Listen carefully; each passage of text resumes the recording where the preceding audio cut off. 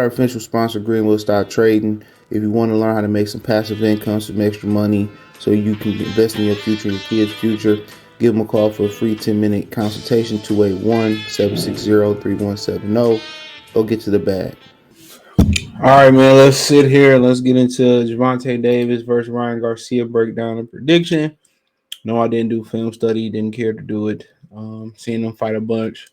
Um, I think this is clear out. Um, this one is clear as day for your boy. But appreciate everybody for tapping in. Thumbs up the video, share the video, check out the fight prediction playlist. You can find me on Twitter, Facebook, Instagram. Well, right now, Twitter, Instagram. You can find me at. I ain't on Facebook right now. I deactivated my page, so I don't know if I'll be back anytime soon. But it is what it is. Yeah, Twitter and Instagram the fastest way to reach me. I appreciate everybody that follow me on Instagram and stuff. So I got some shit cooking too, bro. So hopefully in time when things kind of slow down a little bit, which I was just lazy this weekend. I just had to do my taxes. That was about it. At least I got that accomplished. But I have some great things, to branch off with. So hopefully y'all continue to rock with your boy. Don't forget the fight prediction playlist, more videos like this. Obviously the fight Saturday, April 22nd. Gervonta Davis will be taking on Ryan Garcia in the T-Mobile Arena. 136 pounds with the 10-pound rehydration clause. Now, if you don't know what the 10-pound rehydration clause is they pick a time in the morning, which I don't know what time it is, and you can weigh no more than 146 pounds for both fighters at the day of the fight. Now, they used to do same day weigh-ins, which they said it wasn't healthy for the fighter or whatever. So they did 24 hours, or day before weigh-in. So the fighter would have, quite frankly, they would have, what about 30 hours to do what they want to do. But it's kind of a little bit subjective there, too. Because if you're going into the ring in a Pacific Standard Time, if you're going into the ring at, I don't know, let's say you're going to ring 10 o'clock Pacific. So, I mean, I would imagine you probably won't consume anything, 6 o'clock maybe? You probably won't eat anything past 6, I would guess. Maybe 7. So, I'm guessing you probably wouldn't eat much past 6. Drink stuff. Remember Margarito was drinking coffee and they told him he couldn't drink coffee before the Pacquiao fight. You can drink stuff. But you got to be careful with that as well, too. So if you weigh in about 3 o'clock, that's the standard. That's the Pacific. That's around midday East Coast. I would say you still would want to watch what you eat regardless without the 10-pound rehydration clause. Especially if you've been eating clean the whole camp. And my thing is, let's say whatever, I'm eating clean. And my mom was like, "Oh, Boston chicken is not that bad for you. You're right. It's not as bad as fried chicken. I ate it and it fucked my stomach up because I wasn't used to eating nothing but baked and grilled type of stuff, right? So that could happen. So obviously you have nutritionists and all that type of stuff. They know what you can and what you can't eat. So it's a little bit more of a science of 10-pound rehydration clause. They say, oh, it won't affect them. Bullshit. If it wasn't going to affect Ryan, why put it in the contract? Simple as that. So don't read into that. It affect him. Even if he came in without the 10-pound rehydration clause and put on this much weight, it still has its disadvantages. I'm gonna put this disclaimer out here right here so y'all know. Like, of course, like Nonito Donaire put a whole bunch of weight on versus Newey in the first fight. Yeah, he broke a Newey's orbital bone, and he was able to absorb his shot and the punishment. But the flip side of it is he lost his speed. He was sluggish. He was slow. So you're not as explosive as you usually are. So putting all that weight on it's not straight benefit. It has its cons. So, but the things probably you probably want to eat chicken breast, salmon, tuna, probably whole grain pastas Pastas are always good, especially before lifting. Minus the part that they say, Janet Jackson said stick to your colon and cause other issues. And I'll get into that. But good whole grain pasta, man, it's good for you. Wheat toast, avocados. You want good carbs, sweet potatoes, red potatoes, apples, pears, kiwis, berries, blueberries. That's probably what you want, cherries and shit. But nonetheless, let's get into the Pacific. So if you don't know about the card, I'm gonna just run through who on the card real quick. So bear with your boy. Bear with your boy. I got windows open on both my screens. So real quick, close some of these other windows out. So real quick, televised portion start with Elijah Garcia, undefeated prospect, taking on Kevin Salgado. And then whoever this is, a rematch with Gabriel Rosado. Rosado already knocked him out. Dave Morale and now Yamaguchi Falcoa steps in there. Bronze medalist, brother of Escobar Falcoa, older brother of Escobar Falcoa, steps in for Becco, whatever his name was. He couldn't get licensed by Nevada. Then it's the main event. So you got 2 10-rounders and 12. Basically, just show up when the main event comes. So Jaleel Hackett on the card. Shout out to Young Bull. Lorenzo Truck Simpson on the card. Vito Melanecki on the card. All non-televised version of the cards, by the way. Okay, so we got Tank versus Ryan Garcia. I go through some odds as well, too, towards the end of the video. Tank 5'5.5", 6'7.5" reach arms. Ryan Garcia is a 70-inch arm, 5'10". So Garcia kind of got short arms for his height. Kind of. It's about that average. I believe Ryan Garcia hasn't fought anybody. Fortuna was out of shape. That wasn't the same Fortuna. Tago performance was terrible. He's coming off a layoff. Luke Campbell's his best performance. He did get up and stop Luke Campbell. Forsaker was after Tank beat him. Dunno. So really ain't nobody on here.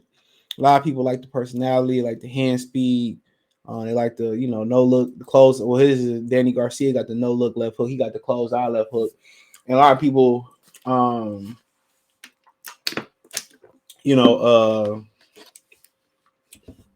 just look at the hand speed and say, oh, Ryan Garcia is big and he got great hand speed and he too big for Tank. Man, a lot of times, man, having height, he has what, a 4.5-inch height advantage on according to this. Man, height ain't shit, bro. Let me tell you, man, height, today's, today's, they say like today's athlete in the NBA are so much better than yesterday's athlete. It's not really true, but it is what it is. But they can't stay healthy. They always broken down, injured. How are you great without having the best ability, which is availability? So, chew on that for a minute, right? But nonetheless, Ryan Garcia is like a car that looks sweet, right? You like, oh, I look good. When you're young, you buy a car because it look good. Not because it handles good or drive good or it's reliable, it's durable, whatever. It looks sweet. You get it, and it's always breaking down. You get it, and always having problems. You know what I'm saying? That's Ryan Garcia. He got a whole bunch of problems. But the strength about Ryan Garcia going into this fight, he do got a reach, he do got height. But I'm gonna tell y'all that's not always a good thing. Not today. But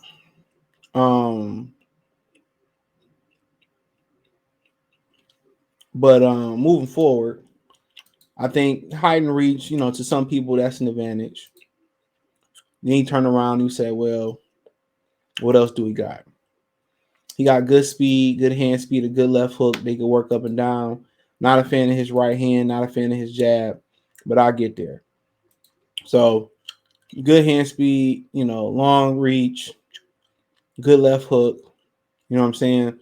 Taller, naturally bigger, maybe not as naturally bigger as he should be because of the rehydration clause, but that's his advantages. Now you say, well, CJ, what's his disadvantages? Lack of experience versus talent versus anybody that can walk and chew bubblegum. Simple as that. He lacks that experience. He hasn't fought anybody. Not since the amateurs.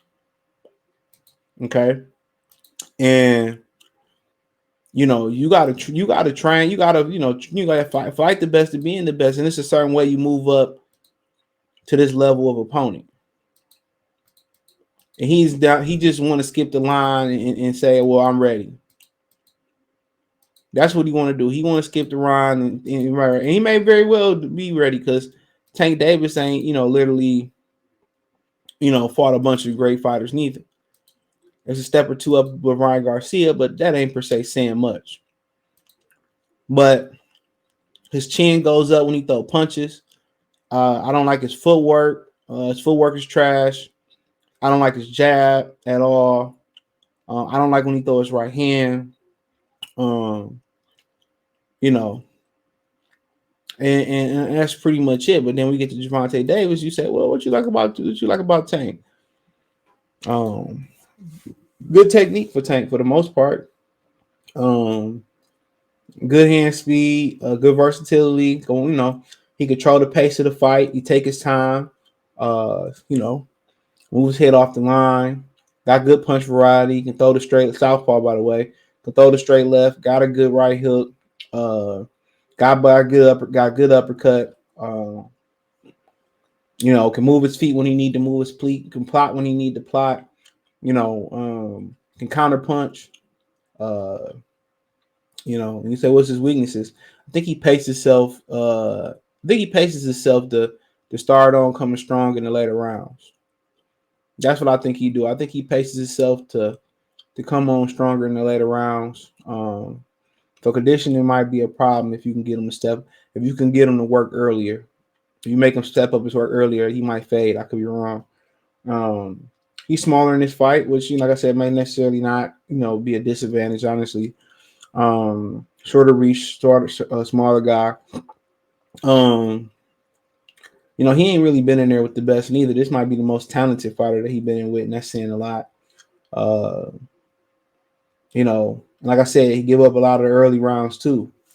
So Gervonta gives up a tremendous amount of early rounds in his fights, and that once again could be a detriment in a fight like this. But other than that, to kind of break it down, what Ryan Garcia need to do, in my opinion, to win this fight, I don't really think it's too much of a mystery. I think the best chance for him to come out there is to come out there and make and step and start a high pace. Take it to Tank Davis. Have intelligent pressure though. I would say have intelligent pressure to take it to Tank Davis. Take his time. Get behind the jab. Try to get the straight right hand in there going. And then, when he started looking for the straight right hand, I would tell him, then sneak that left hook in there. But if I was him, I would have Ryan Garcia walk the Tank, push Tank back, cut the ring off on Tank, walk behind his height and his reach, use his jab, just keep the jab in his face, control the distance, and just put that right hand in there. Then I tell him to sneak that left hook, to the body and upstairs in there. You know what I'm saying? Keep his chin down, keep his hands up, work the jab, take it to Tank. When Tank start coming in, I think I'll be working on the uppercut for him to come in there himself. Just keeping everything tight, chin down, hands up, behind my height, sticking them, Tank get in there, hold them.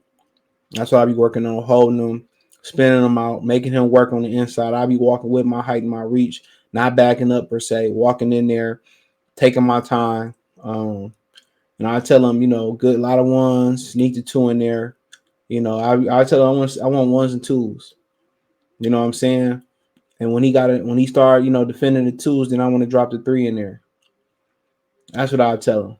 When Tank started walking in, I tell him watch out for Tank uppercuts, keep everything tight, watch out for his hooks, and sneak that uppercut up in there. When Tank get in close, just wrap him up, grab him around his neck, grab him around his head, grab up under him. Grab when he, And that's what I prepared to do, spin out. So he got to work his way on the inside. Ryan can't give him the inside. You know what I'm saying? Ryan really shouldn't go backwards early, to be honest. Ryan should take it to him in a smart, educated, pressure type way. Um, you know what I'm saying? And just keep that jab in his face, keep jabbing him, keep sticking that right hand in there, sneaking that left hook in there. Gervonta, um, let Ryan Garcia overcommit and counter. It's as simple as that. You know, Ryan Garcia start throwing that jab in there, start taking that jab away. You know what I'm saying? And that's either it's gonna be hard for him to come over the top and start getting your jab working, and start putting that jab to the solar plex, to the stomach. You know what I'm saying? Attack Ryan Garcia body early. Um, and then when his legs start going, he start, winging shots, missing shots. You know what I'm saying? Then just start going to work on him. That's what I tell him.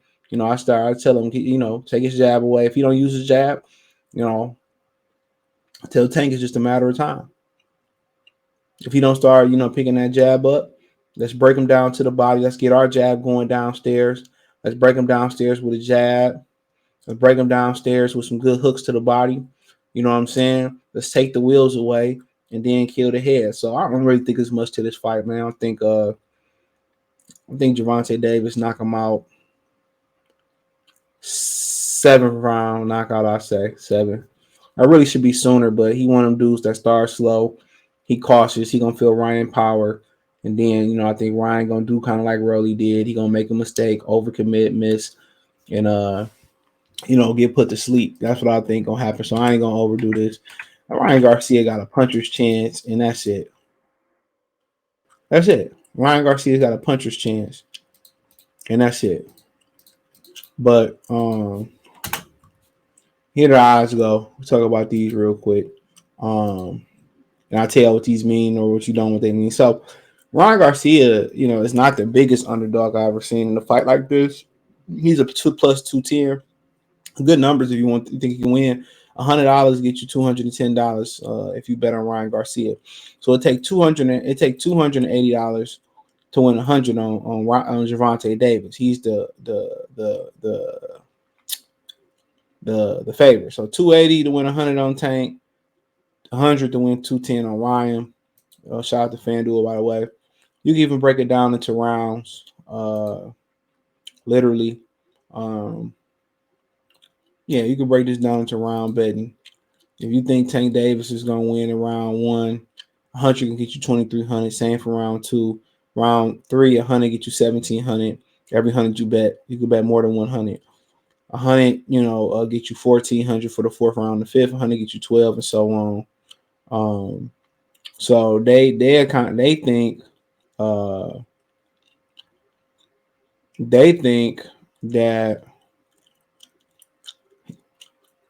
7th round, like I said, is the money round. That's the round with the lowest odds. So they believe Ryan Garcia is going to be out there in the 7th. That's what Vegas is saying right now. 850. See, everything is higher. If you think he's going to knock him out in 11th or 12th, that's plus 4. That's the worst odd. The 100 get you 4,200. A draw gets you the customary 1,800. So if you think Ryan Garcia gonna win in the 1st round, plus 3,500, 100 gets you 35. Round 3, and so on. And if he win in the 12th round, 100 get you 8 bands. So they just got different specials in here. Gervonta to win in round 9 to start. It's crazy shit. You can do group round betting, rounds 1 through 3 plus 650 for Tank, and so on. So obviously, where I'm headed at. I'm with Tank Davis in the 7th. So it's my opinion. Just some no betting advice, just my personal opinion. But hey, let me know what you girls and guys think. Check out the fight prediction playlist. Thumbs up the video, share the video, subscribe to the channel. Next subscribe button is the bell icon button. Hit all notifications, increase your chance to get notifications. We go live and drop video. You can find me on Twitter, Instagram if you need to reach out. Also, you can support the channel. Cash App, $ CJ Good 313, Venmo CJ Good 313, PayPal link description. Hit the link tree. Find me on Twitter, Instagram, Spotify, Apple Podcasts, Google Podcasts, the whole 9. Appreciate the love, support. Peace.